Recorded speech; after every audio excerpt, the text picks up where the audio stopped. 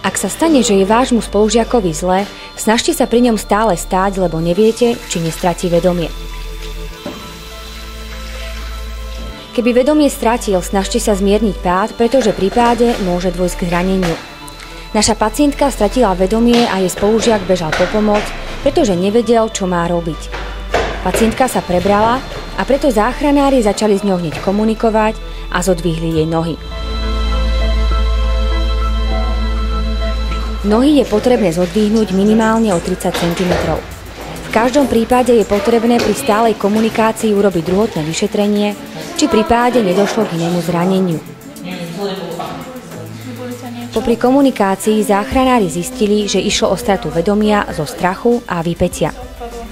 Pacientka nepila a má stále strach, lebo mala písať písomku, na ktorú sa moc neučila. Dôležité je aj upokojenie pacientky. Ale aspoň si nenapíšeš. Máš nejaké závažné choroby? Nie. No. Nejaké lieky nepotrebuješ užiť? Nie. Alergie nejaké nemáš? Nemám. Netreba nejaký príbuzný zavolať rodičov? Ťažké mám robiť. Záchranári prikryli pacientku, aby jej nebola zima.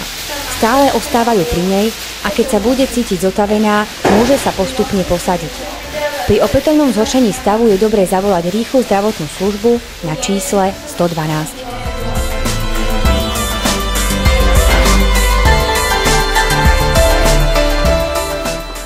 Pri mdlobe zmiernime pád, zistíme príčinu, zdvihneme nohy minimálne o 30 cm. Ak je potrebné, vyniesieme na čerstvý vzduch alebo ho ovievame. Urobíme druhotné vyšetrenie, či pri páde nedošlo k iným zraneniam. Prikryjeme postihnutého. Snažíme sa ho upokojiť. Necháme ho ležať.